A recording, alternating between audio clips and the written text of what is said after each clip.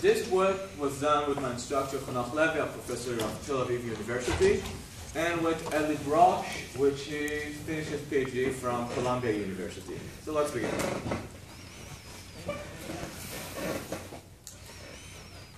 Introduction. So let us give a motivation to what is a platform as a service. So platform as a service means that we have a cloud infrastructure where clients are requesting platforms.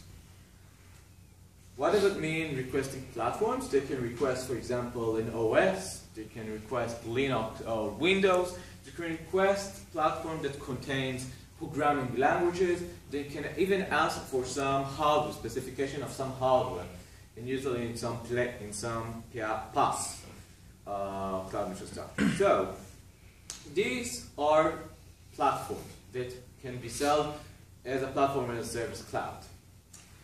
Now, usually big companies have geo-distributed demand. What does it mean geo-distributed? It means that the demand is coming from all across the world. So let's have here an example.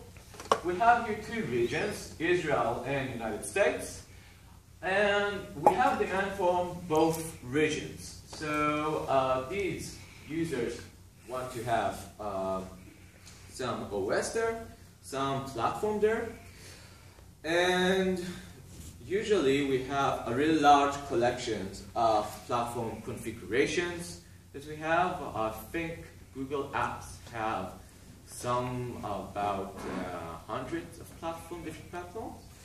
And there's a high variability demand for these platforms, meaning that in one day the demand can be really high, while in the other day the demand can be really low.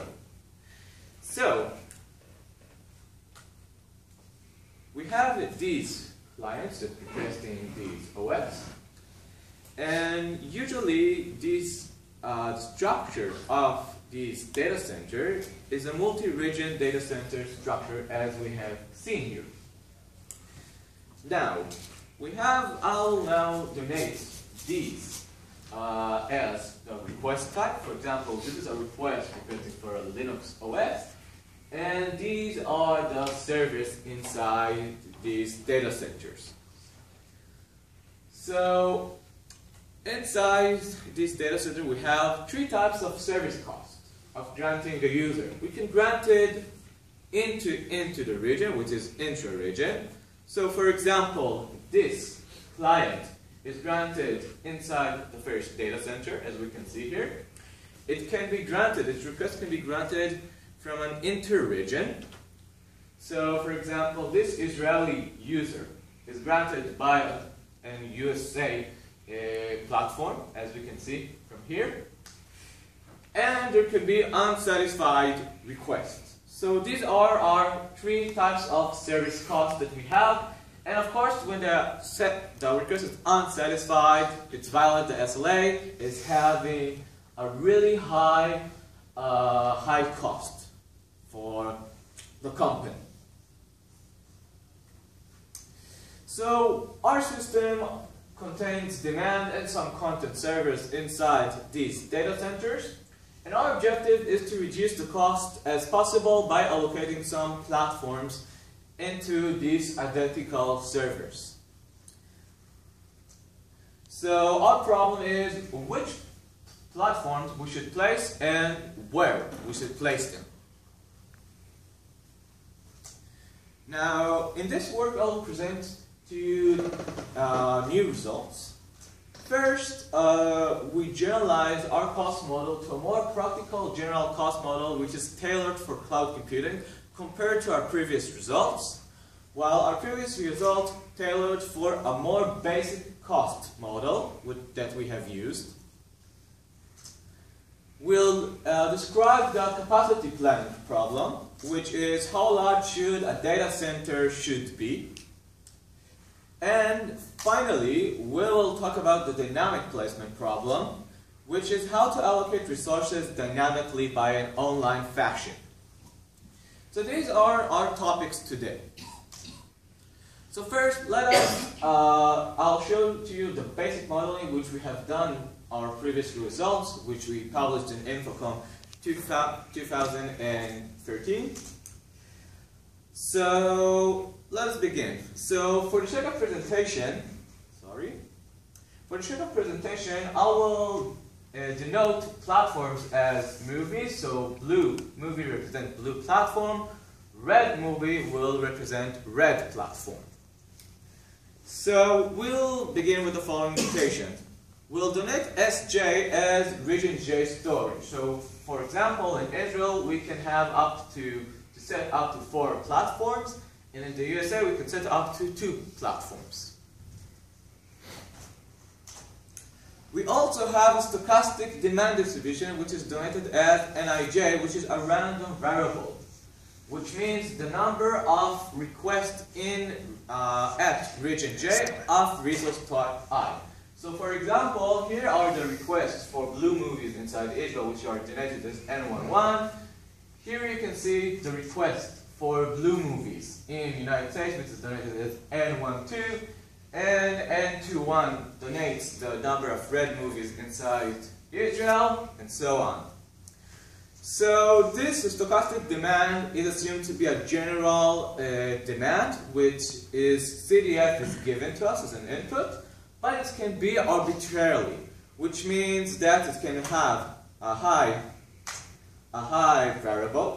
variability, and we also can assume that these demand distributions can be correlated or not independent from each other.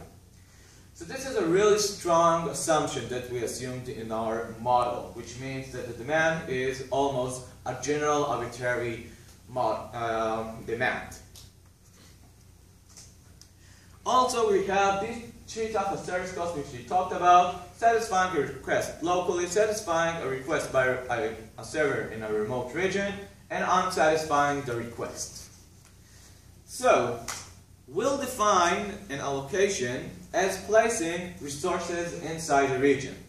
So for example, in this case, I place 3 red resources, red platforms inside Israel and 1 blue platform in Israel.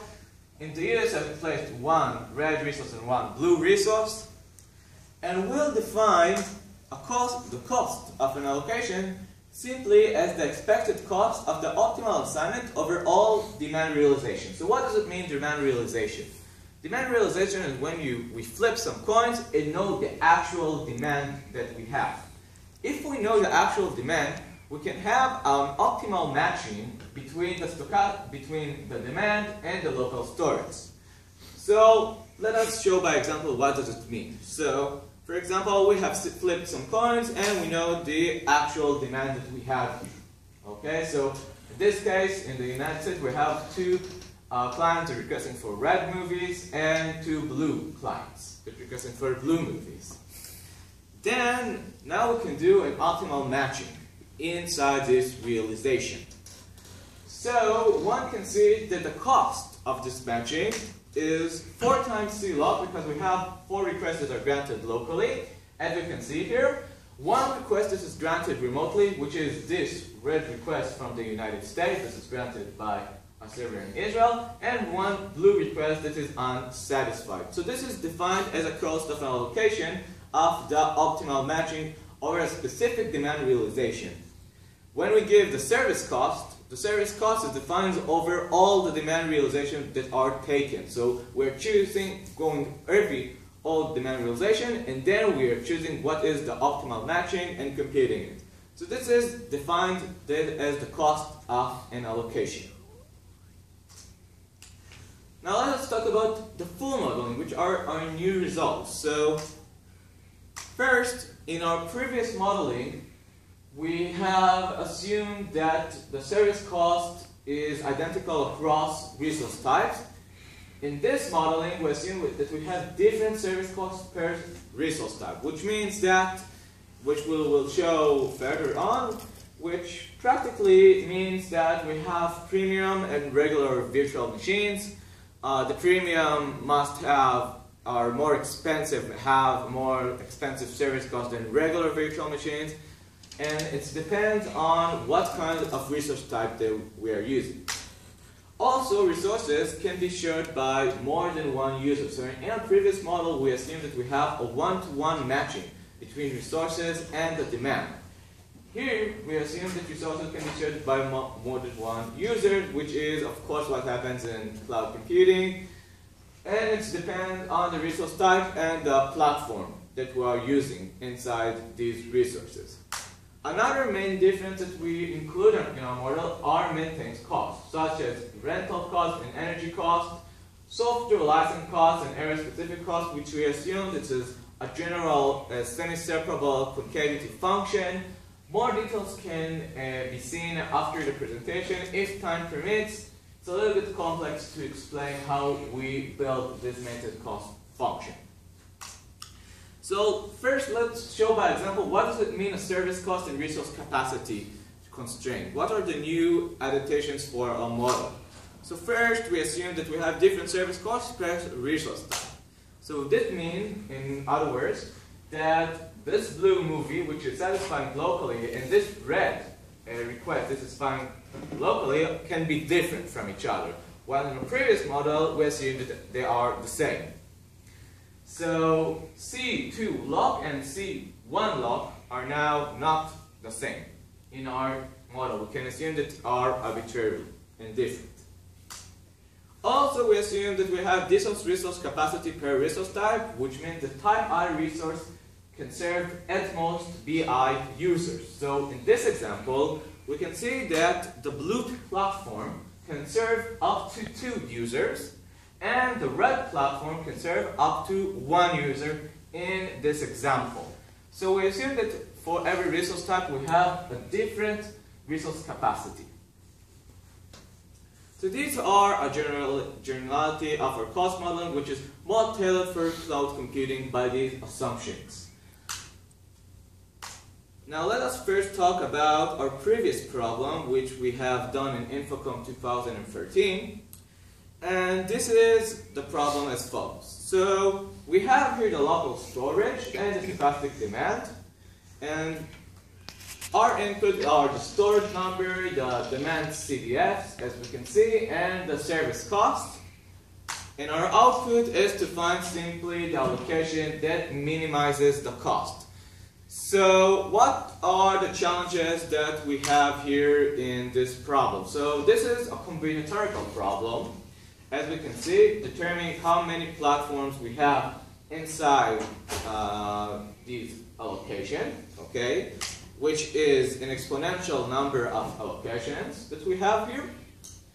And we have a multi-dimensional stochastic variable, which are general, which means that we have a large database and an exponential number of realizations. So, in other words, these two things that is also a combinatorial problem, which means that the problem has exponential number of allocation and a multi-stochastic variable, which means that we have an exponential number of realization, are the real main challenge here in this problem. So how did we solve it? This presentation will not focus on the solution, but I'll tell you that we have 2 keys for solutions. One is to prove that the main function has a specific property named semi-separability, and the other one, it has concavity, which, if time permits, I'll show you these keys of solutions. Okay? So let's talk about the solution complexity. So in the first step, after we prove these keys of the solutions, we can make a key reduction to a main cost flow problem on a 7-layer graph, which was a really large graph that we had. Then after we had a reduction to a main cost flow problem on a 7-layer graph, we reduced it to another smaller graph, which is called the bipartite graph. And we have an algorithm which is called the bipartite algorithm that finds a main cost flow on this small bipartite graph. In Infocom 2013, under the basic modeling, we find an algorithm of complexity of S multiplied by K plus N multiplied by K multiplied by N, where S is the total storage of the system. So in this example, we can see there are 3 servers that we can place. K is the number of regions. In this example, we have only a single region. And M is the number of resource types, which in this case are 2, which are the green and the red platforms. So, this was in April 2013. Our new results, we have reduced this complexity by a factor of k plus n by using a node potential technique that we have used that is really helpful for computing the main cost flow problem in significantly lower time. So, using these new results, we have reduced the complexity, and also we have another new result which is called the click algorithm, which has a complexity of s multiplied by k squared multiplied by k plus log m, which is really useful when we assume that the number of resource types is really large, while the number of region is a constant and it's really small. So for conclusion, one can use a click algorithm when the number of resource type is large. Otherwise, you can use our new results when the number of resource type is not very large compared to the number of regions. You can use our full modeling, the bipartite algorithm that we have done. So now we'll talk about our new result, our new problem, which is called the capacity planning problem. So the capacity planning problem is stated ahead. So we have the demand, which are Nij and the service cost as defined earlier. And we define the capacity vector simply as the capacity inside the region. So for every vector, capacity vector, one can find an optimal allocation, of course. So we'll define a cost of a capacity vector CV as simply the optimal allocation, which is correspond to this vector. And our goal is to find the capacity vector with minimal cost, which in other words means we need to determine what will be the capacity of these data centers. What are the number of servers and the number of platforms we can set in these data centers, as we can see here. So what is the problem with this particular problem? First, the number of capacity vectors is infinitely. You can choose as we wish the storage number that can we place here in Israel and in the United States. So, to define more properly the problem and to reduce it to a finite search set, we'll define and we'll use the assumption that the marginal profit is decreasing to zero as we're adding more and more resources. Why it's happened practically? If we're adding more platforms and more servers to our system, then the profit is being decreased until some point it will be negative. It will be negative. So if you're adding more resources, the energy cost and the maintenance cost will be really high, although the demand will remain the same. So this is one assumption which happened in practice, which we can assume that the marginal profit is decreasing to zero as we're adding more and more resources. Therefore, there exists an optimal bounded capacity vector, S opt, which is some kind of a threshold, which is mean that from this, if we will add more resources and more capacity to this CV, then of course the capacity vector will have a negative, will be reduced as we're adding more and more resources. So our goal is to find this optimal bounded capacity vector. And our solution that we propose is to run the bipartite algorithm until there is a stopping rule that takes place into our problem. Okay, the stopping rule is a little bit complex, but it can be computed in O of 1, so it's really simple. And the complexity is S opt multiplied by n multiplied by k, where the absolute value of S opt is simply the capacity of all the data centers together, which means that if we'll come also to this figure, then S here, which is S opt, means the total storage inside the system that we have. Okay, so this is our complexity here in the unconstrained capacity planning problem. This is one problem that we have solved. Another problem that we have solved is called the resource placement problem, which is the dynamic problem. We assume, so the motivation here is that demand is always changing. In our original problem, we assumed that we solved the offline problem. We have a stochastic demand, and that represents the number of requests in peak hours, and then we need to find an optimal allocation for this particular demand. Here, we know that the demand is changing. The number of requests that we have at night and the number of requests that we have at day are all the time changing. So if we'll see it here by example, so for example, if this is the optimal allocation for the actual demand at night, then in the day, maybe the demand can change, which means that, for example, the demand for blue virtual machines have been increased. So the demand is always changing, and therefore the optimal allocation is always changing. So the goal here is to decide whether we need to compute a new optimal allocation, okay, which can be done by our previous algorithms, or which is, for example, this is the optimal allocation for the day instance, or we should stick with the previous allocation and not do nothing, which means that in this case we'll stick with the previous allocation that we have. So why should we stick with the previous allocation? So let's see it in the next slide. So using the optimal allocation reduces, of course, the service cost. If I'm always going to use the optimal allocation for finding what is the best allocation that we have, then the service cost will be always being reduced.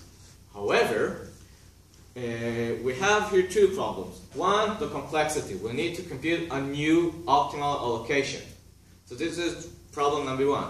The second problem is the reposition cost. So what does it mean, reposition cost? Reposition means the number of resources that are being changed from these two allocations. So for example, in this figure, we can see that the reposition cost is 2, because this platform and this platform has changed their color, and we placed instead of a red platform, we placed a blue platform. So the reposition cost in this example is 2. And in general, when we have large allocations, then might have, and we always take in for the optimal allocation, we might have a large reposition cost.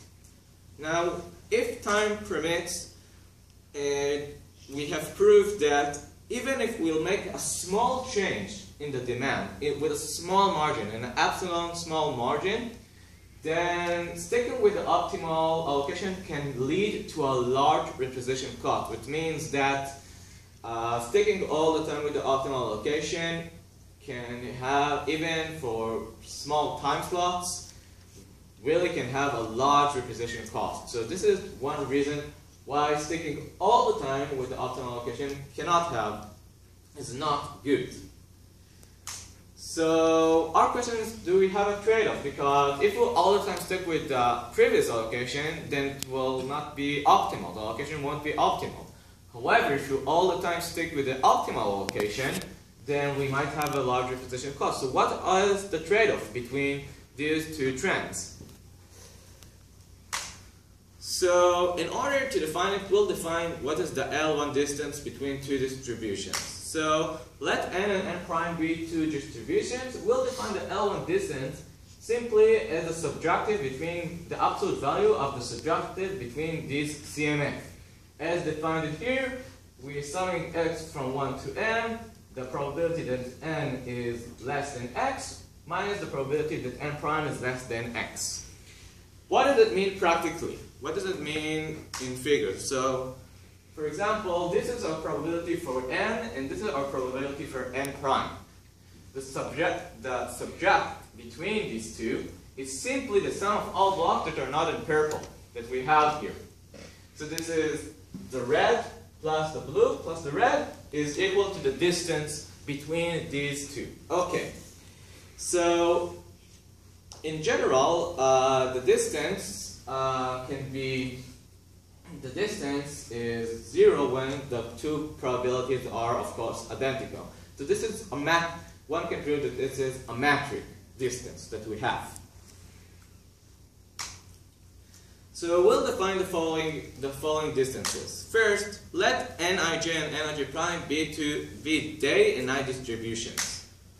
We'll define the local distance simply as the distance between Nij and Nij prime, which means the number of type I movies at region J and the number of type I movies at region J of N prime, the distance between these demands. We'll define the global distance as the distance between Ni and Ni prime, which is Ni is the demand for type I movie across all the region. So if we have, for example, here the demand for N in region 1 and here for region 2, then Ni is the total request, the number of requests for the I type from all the regions, as we can see here. And finally, we'll define the total distance simply as the distance of the lock plus the distance of the globe, multiplied by some constant which can be computed from the service cost that we have earlier. So this is defined as the total distance. One can prove that the total distance is also a metric distance that we have. So our algorithm will be based on the total distance. We have an algorithm which is called LONA, Lazy Online Algorithm, which do the following. As an input, we'll give some threshold, the night and day distribution n and n prime, and if the distance is less than epsilon, we'll stick with our previous allocation. So, and if the distance between these distributions is large enough, then we'll need to compute a new optimal allocation. So we proved that if the distance between n and n prime is less than epsilon, then the representation cost is of course 0. We're sticking with our previous allocation, nothing happens, which is obvious.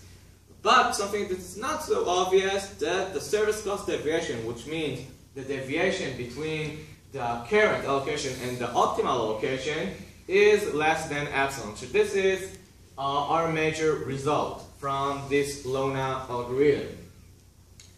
Also, if the distance is larger than epsilon, this means that the placement cost deviation by this definition is 0 because we're sticking with the optimal allocation. Of course, the reposition cost can be very large, but if the demands are really different one from each other and are unidentical, so it is so it's kind of obvious that the reposition cost can be really large. How much time do we have? 2?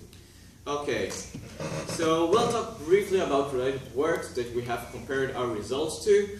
The first was the RLB replication, which is kind of similar to our modeling because you use stochastic demand and of Poisson, and we have compared our results to their results. We have seen that in some cases our results can be better, in some cases their results can be better. And there's another method which is called Teherin-Klaroff, which proposed the proportional mean replication, which is similar to the LRU replication, the well-known LRU replication. And if time remains, we can talk about our replication via the proportional mean replication. So this is all what we have done. For conclusion, we have shown here 2 different problems that we have solved, and we generalized the model which can be tailored for cloud computing. And I really hope you enjoy this lecture, and if you have some questions, please ask me. Let's thank the speaker. Questions? Sure. Yeah. So I have maybe a naive question. So if the demand are not stochastic, if they're fixed, would it be trivial to solve? In this case, it's kind of a little bit trivial to solve in my opinion. It depends on the maintenance cost which we saw. The service cost will be really obvious to solve the problem because we simply can allocate the demand. We can allocate resources as the demands come. For example, if the demand is exactly 3 movies, 3 for 3 platforms, then you can allocate one red platform that can grant all the 3. So, and if this red platform can grant only one user, red user, then you can allocate 3 red platforms. So I think in this case it will be kind of trivial. But you still have the different ability of the servers, right, for different... Of course, I think it will be something that depends on the resource capacity that we have. Of course, but I think it's even then will be kind of trivial because you simply divide it by the resource capacity that you have, and even in this case, it will be, you can have exact formula for this case. So I think that the answer is yes, you will have some. Another question here? A bit puzzled by what you mean by cost, because you have a system. Yeah. Whether you put work on it or not, there are some costs that you're paying anyway. Of course. I mean, you're paying for energy, you're paying for maintenance. Of course, we have it in the so maintenance what is cost here? Because also, if you look at the benefit, yeah. If you're putting a particular job on a system in a certain context of other jobs, you will have a given service level agreement level of service. And the income that you will get by the allocation will depend not just on that job, but will depend on everything else that is on the system. Yeah, of course, we include it. So how do you come up, I mean, how would you come up with a number for what you call cost? So, if I understand correctly your question, and I hope I do, our cost is defined as the cost of the system. The service cost is simply the sum of all service costs from all granted requests. And also, if we have energy costs, which is not the service cost, but it's called a resource cost, we include it in our new modeling.